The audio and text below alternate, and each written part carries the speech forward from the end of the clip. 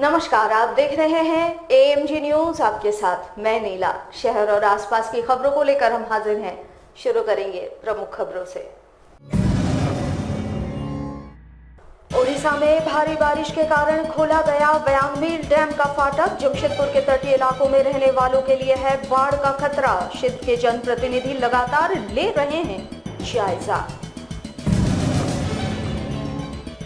देश के स्वच्छता सर्वेक्षण में जोगसलई नगर पालिका को पूर्वी भारत में मिला 9वां रैंक तथा 50,000 की आबादी वाले क्षेत्रों में राज्य में मिला पहला स्थान। क्षेत्रवासियों में खुशी की लहर। वर्मा माइंस व गोलमुरी पुलिस की कथित पिटाई से घायल नौशाद की आज घर में हुई मौत। स्थानीयों ने पुलिस के खिलाफ आरोप लगाते हुए किया गोलमुरी मस्जिद रोड को जाम।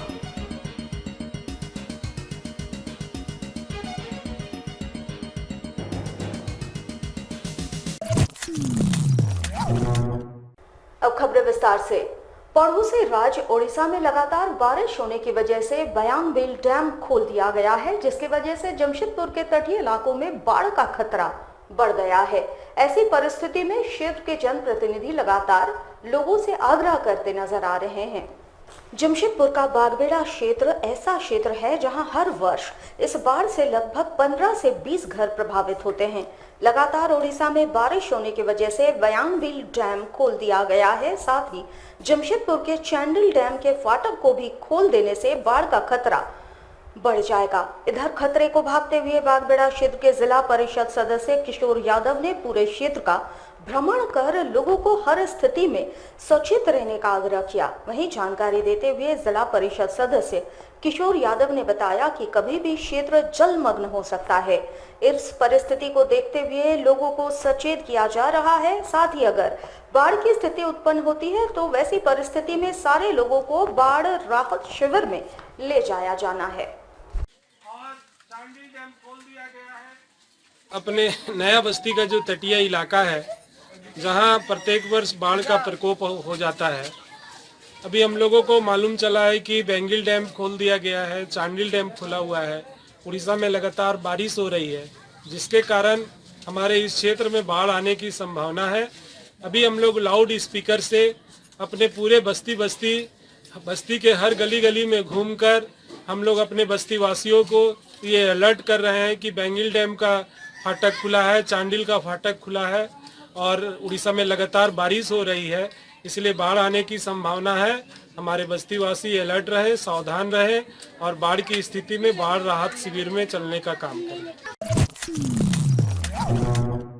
जनसंख्या के दृष्टिकोण से पूरे देश में स्वच्छता सर्वेक्षण में पूर्वी भारत में 9वां रैंक और 50,000 की आबादी वाले नगर पालिका क्षेत्रों में राज्य में पहला स्थान जोगसलई नगर परिषद को मिलने से क्षेत्रवासियों व नगर परिषद के कर्मचारियों में खुशी की लहर दौड़ गई है।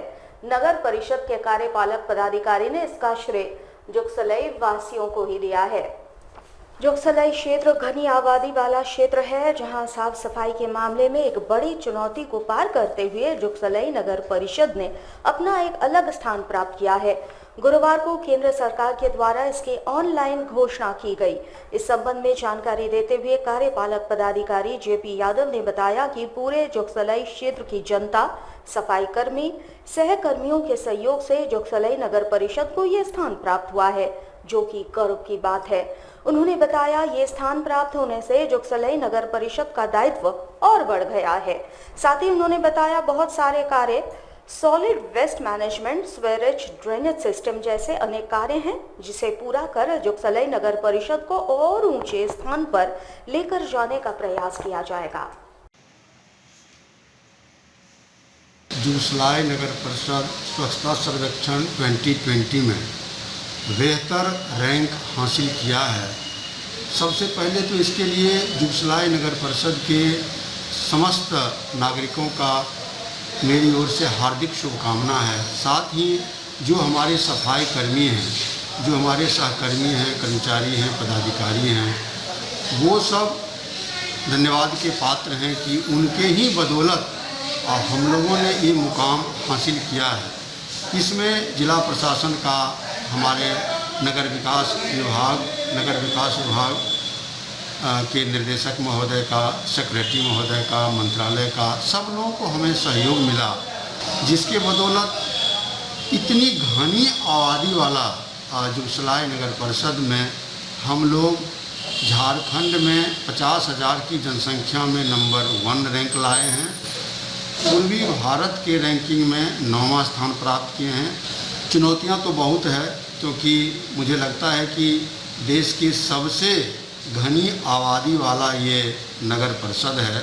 1.29 स्क्वायर किलोमीटर में लगभग 50,000 की आबादी यहाँ रहती है। सब लोगों ने मिलके सिटीजन का सहयोग लिया और लोगों के कॉपरेशन से आज इस मुकाम तक पहुँचे। जमशेदपुर के बर्मा माइंस और गोलमुरी पुलिस की कथित तौर पर पिटाई से घायल नौशाद नामक व्यक्ति की घर पर ही इलाज करने के दौरान शुक्रवार को मौत हो गई। मौत के बाद स्थानीयों ने पुलिस वालों पर आरोप लगाते हुए गोलमुरी मस्जिद रोड को जाम कर दिया। वहीं लोगों ने पुलिस पर अत्याचार का आरोप भी लगाया।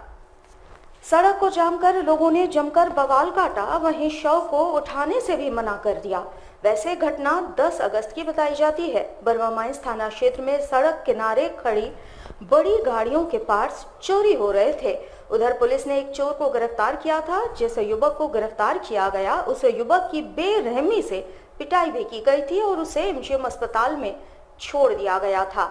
हालत बिगड़ते देख उसे टाटा मुख्य अस्पताल रेफर कर दिया गया। वहीं नौशाद के परिवार वालों ने पुलिस पर बेवजह पिटाई करने का आरोप लगाया और इसके खिलाफ जिला पुलिस अधीक्षक से मुलाकात भी की गई थी और पूछा गया था कि जब कोई वारंट नहीं था और न ही कोई एफआईआर था तो नौशाद को गिरफ्तार क्यों किया गया। वैसे इस मामले में जांच के लिए डीएसपी को आदेश दिया गया था और जांच के बाद आरोप को गलत करार दिया गया। इस बीच उसका इलाज चल रहा था और कुछ दिनों में उसकी हालत में सुधार के बाद उसे टाटा मुख्य अस्पताल से छुट्टी मिल गई और उसका बाकी इलाज घर पर ही चल रहा था। शुक्रवार दोपहर उसकी मौत हो गई, जिसके बाद परिजन व स्थानीयों ने मुख्य सड़क को जाम कर हंगामा किया। लोगों ने इस पूरे मामले की निष्पक्ष जांच और उचित मुआवजा दिए जाने की मांग उठाई है। ये घटी थी कि इनको घर से उठा के लेके गया था। 3 जीप आई थी, बर्मा माइंस थाना के और गोलमुरी थाना के। वो घर से उठा के लेके गया और मारा गया। इतना मारा गया कि हाथ पैर में पूरा इनका दाग था और ले जाके एमजीएम में डाल दिया गया और वहाँ से कोई पता नहीं चला। उसके बाद वहाँ से फोन आती है रात में कि आपका आदमी जो है अधमरा हाल में पड़ा हुआ है, आप इनको यहाँ से उठा के ले जाइए। ठीक है, तो फिर यहाँ पर आए तो वहाँ पर 2 थाना के कर्मचारी थे, उनसे पूछा गया तो वो बोले कि हम लोग को नहीं मालूम इसके बारे में। वो लोग वहाँ से भाग गए। उसके बाद वहाँ से ले जाके टीएमएच में डाला गया तो टीएमएच वाले ने किया जो भी है। हालांकि उन लोगों पर भी दबाव बनाया गया तो वो लोग खुद बोल रहे थे निकाल दो। 2 दिन से 4 दिन वहाँ रखा गया। उसके बाद उनका पाइप निकाल लिया गया, नाक से खाना जाता वो निकाल लिया गया। कोई इलाज नहीं, कोई दवा नहीं, हम लोग खुद बाहर से करा रहे थे। और उसके बाद में लास्ट में वो बोल दिया गया कि आप यहाँ से ले जाइए रांची, वहाँ ठीक हो। जैसे रांची लेके जाते हैं सुबह में उनका डेथ हो जाता है। उसके बाद लाके यहाँ पर ही रख देते हैं और हमेशा बार बार इस चीज से इनकार किया जाता है कि हम लोग नहीं मारे। जिस दिन लेके गया उसका दूसरा दिन हम लोग ऑफिस गए, एसपी ऑफिस गए, डीएसपी ऑफिस गए, वहाँ पर ही बोला गया हम लोग कार्रवाई करेंगे। और सुबह में न्यूज देखते हैं लोकल न्यूज में कि उन्होंने इनकार कर दिया गया कि हम लोग नहीं मारे, जबकि उनके पूरे बदन में बॉडी में डंडा का निशान था, मारा हुआ था। अब आप लोग क्या? धनबाद से भाजपा सांसद पीएन सिंह और भाजपा विधायक राज सिन्हा का विरोध लगातार जारी है। आपको बता दें, स्वतंत्रता दिवस के मौके पर राज्य के मुख्यमंत्री ने पीएमसीएच धनबाद और दुमका कॉलेज का नाम बदलकर शहीद निर्मल महतो और फूलो झानो के नाम पर करने का ऐलान किया था। वहीं धनबाद सांसद और विधायक ने यह कहकर विरोध जताया था कि स्वर्गीय निर्मल महतो का धनबाद से कोई वास्ता नहीं है। इन नेताओं ने धनबाद से सांसद रहे स्वर्गीय पीके राय के नाम पर पीएमसीएच धनबाद का नामकरण किए जाने की वकालत की थी। इधर दोनों नेताओं के विरोध में बयान दिए जाने के बाद से ही राज्य के सत्ताधारी दल झामुमो एवं कुर्मी सेना द्वारा दोनों नेताओं का विरोध शुरू कर दिया गया और राज्य भर में दोनों नेताओं का पुतला फूंककर विरोध प्रदर्शन शुरू हुआ। वहीं जमशेदपुर के सैक्ची गोल चक्कर पर शुक्रवार को झारखंड छात्र मोर्चा ने एक बार फिर से दोनों नेताओं का पुतला फूंक विरोध प्रदर्शन करने के साथ भाजपा नेताओं को हद में रहने की चेतावनी दी।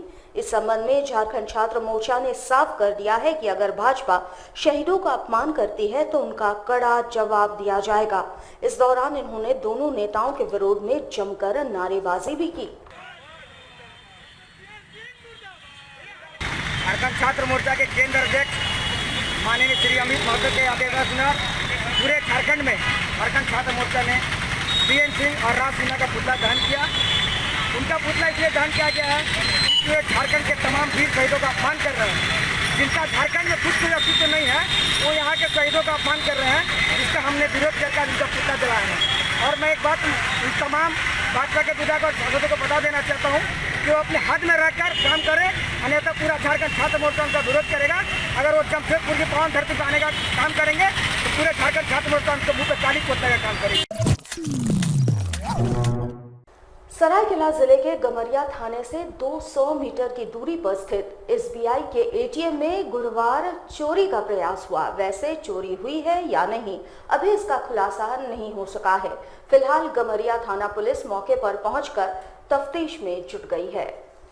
इस संबंध में गमरिया थाना पुलिस ने बताया कि शुक्रवार सुबह सूचना मिलने पर पहुंचने पर एटीएम का ताला टूटा हुआ पाया, साथ ही शटर भी उठा हुआ था। एएसआई नरेंद्र सिंह ने आशंका जताते हुए कहा कि संभवतः किसी अज्ञात व्यक्ति द्वारा एटीएम से छेड़छाड़ करने का प्रयास किया गया है, जिसकी जांच चल रही है। वहीं पुलिस सीसीटीवी फुटेज खंगालने में जुट गई है। वैसे एटीएम की सुरक्षा को लेकर बैंक की भूमिका पर भी सवाल उठ रहे हैं कि आखिर एटीएम में तैनात गार्ड घटना के वक्त कहां था। फिलहाल पुलिस सभी बिंदुओं पर जांच कर रही है। सूचना सुबह में आया मोबाइल कि जो है एटीएम में कोई अज्ञात चोर या कोई व्यक्ति द्वारा जो है छेड़छाड़ किया गया। इसी में हम लोग यहाँ आए तो देखे कि गेट का ताला टूटा हुआ है। उसके बाद हम लोग देखें, लेकिन किसी भी प्रकार के एटीएम में देखी नहीं हुआ, तो उसका आगे का ढक्कन खुला हुआ था। संभवतः कोई कैश की चोरी नहीं होता। ऐसे अनुसंधान का पाठ है, इसके बाद ही पता चलेगा। पैसे के सामने कानून बौना होते जा रहा है। जी हां, हम बात कर रहे हैं जमशेदपुर के कदमा थाना पुलिस का। एक ठेकेदार ने फ्लैट में घुसकर पूरे परिवार के साथ मारपीट की। इतना ही नहीं, सब कुछ कैमरे में भी कैद हुआ। मारपीट से लेकर घर पर तोड़फोड़ तक का नजारा कैमरे में कैद है, लेकिन उसके बावजूद भी पुलिस उस ठेकेदार को छोड़ दिया और जो दंपति को इन ठेकेदार द्वारा पीटा गया था, उसी दंपति पर एफआईआर ठोक दिया गया। आइए आपको बताते हैं पूरी कहानी। जमशेदपुर कदमा थाना अंतर्गत श्रीनाथ रेसिडेंसी फ्लैट में रहने वाले रणधीर रॉय चौधरी और उनके परिवार पर सीताराम डेरा न्यू लेआउट एरिया के रहने वाले ठेकेदार राजेश कुमार सिंह ने अपने गुरुओं के साथ हमला बोल दिया। वैसे ये पूरा मामला आपसी विवाद का था और पुराना मामला न्यायालय में चल रहा है, लेकिन ठेकेदार राजेश सिंह ने आओ देखा ना ताओ अपने गुर्गों को रणधीर रॉय चौधरी के घर पर भेज दिया। पहले तो धमकी दी गई। जब धमकी से रणधीर रॉय का परिवार नहीं डरा तो राजेश सिंह ने 25 की संख्या में गुंडा भेजकर तोड़फोड़ शुरू कर दी। हथौड़े से गेट तोड़ा गया और उसके बाद घर में प्रवेश कर 80 वर्ष की बूढ़ी मां और रणधीर रॉय चौधरी और उसकी पत्नी पर जानलेवा हमला किया गया। तीनों लहूलुहान हो गए। इसी बीच रणधीर रॉय की पत्नी ने 100 नंबर पर डायल कर पुलिस को इसकी सूचना दी। मौके पर पुलिस पहुंची और सभी गुंडों को पकड़कर थाने ले गई, लेकिन पैसे के सामने सब कुछ बौना पड़ जाता है। कानून को ठेंगा दिखाते हुए ठेकेदार राजेश सिंह ने अपने गुर्गों को थाने से छुड़वा लिया। इतना ही नहीं, एफआईआर जिस ठेकेदार पर होना चाहिए था उस ठेकेदार पर न होकर रणधीर रॉय चौधरी और उसकी पत्नी पर मारपीट करने का एफआईआर पुलिस ने दर्ज कर दिया।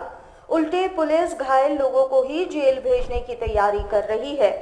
इससे तो साफ साबित होता है कि कानून तो अंधा होता है, ये तो लोग जानते ही हैं, लेकिन कानून के रखवाले आंख के सामने अगर पैसे की खातिर कानून को बेच दे तो लोग किस पर भरोसा करेंगे।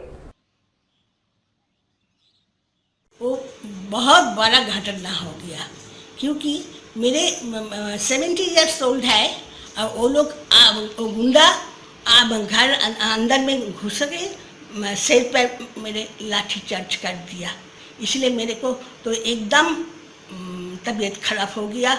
ऐसी करना कि ठीक है, इसीलिए मैं सरकार को अनुरोध करती है जो कुछ करने के लिए हम लोग ये करती है जो अनुरोध करती है जो ये फैसला ठीक करके आप लोग करिए। को फांसी मिले चाहता हूँ। 2 दिन लगातार जिस तरह की ये जानलेवा हमला हुआ था, अटैक हुआ था, उसके लिए मैं पुलिस प्रशासन और सरकार से ये मांग करती हूँ कि इन राजेश सिंह के साथ जो भी मुजरिम थे उनको कड़ी से कड़ी सजा मिले और सही तरीके से कार्रवाई हो। मैं इसका आभारी रहूँगा। और मेरी 70 वर्षीय नानी जो है उन पे हमला किया, फिर मेरी मम्मी पे उन सारे पुरुष ने मिलके उन पे हमला और गलत चीज़ें करने के इरादे से जो आए थे, जो करना चाह रहे थे, उन पर भी सख्त कार्रवाई होनी चाहिए। मेरी सरकार और पुलिस प्रशासन से यही मांग है। सौभाग्य के लिए किया जाने वाला व्रत हरितालिका तीज के शुभ अवसर पर प्रत्येक वर्ष माधुरी दीक्षित के फैन पप्पू सरदार द्वारा महिलाओं के लिए निःशुल्क मेहंदी लगाने का कार्यक्रम किया जाता था, लेकिन इस साल कोरोना संक्रमण की महामारी को लेकर मेहंदी लगवाने का नहीं बल्कि निःशुल्क मेहंदी एवं मास्क वितरण का कार्यक्रम रखा गया। कोरोना से बचाव के लिए सरकारी नियमों को ध्यान में रखते हुए लगभग 188 महिलाओं और युवतियों के बीच मेहंदी के साथ मास्क का भी वितरण किया गया। इतना ही नहीं, कई जरूरतमंद महिलाओं को सुहाग के सामान एवं साड़ी भी दिए गए।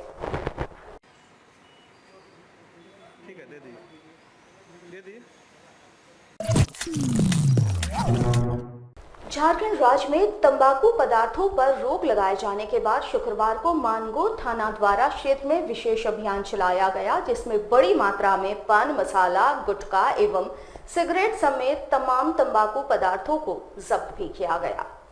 आपको बता दें कि शहर में लगातार इस तरह के तंबाकू विक्रेताओं के खिलाफ अभियान चलाया जा रहा है। शुक्रवार को भी मानगो थाना प्रशासन द्वारा विशेष अभियान क्षेत्र में चलाया गया, जिसमें कई दुकानों पर छापेमारी की गई और हजारों की कीमत वाले तंबाकू पदार्थों एवं सिगरेट को जब्त किया गया।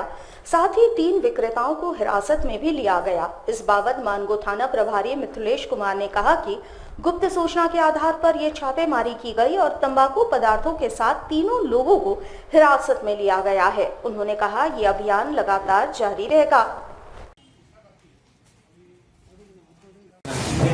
सीनियर एसपी साहब के आदेशानुसार एक छापामारी का अभियान उन्होंने तैयार किया था, जो भी गुटखा, पान पराग ये सब जो झारखंड सरकार के द्वारा प्रतिबंधित किया गया है।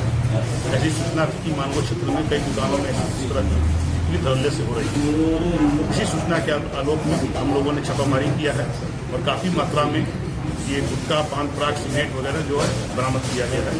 इसके साथ ही 3 लोगों को हम लोगों ने गिरफ्तार किया है, जो बिक्री करने वाले थे, अपने आदमी को गिरफ्तार किया है और इन सभी के विरुद्ध जो कानूनन जो कार्रवाई हो रही है, हम लोग ये मामला दर्ज करके आगे की कार्रवाई करें।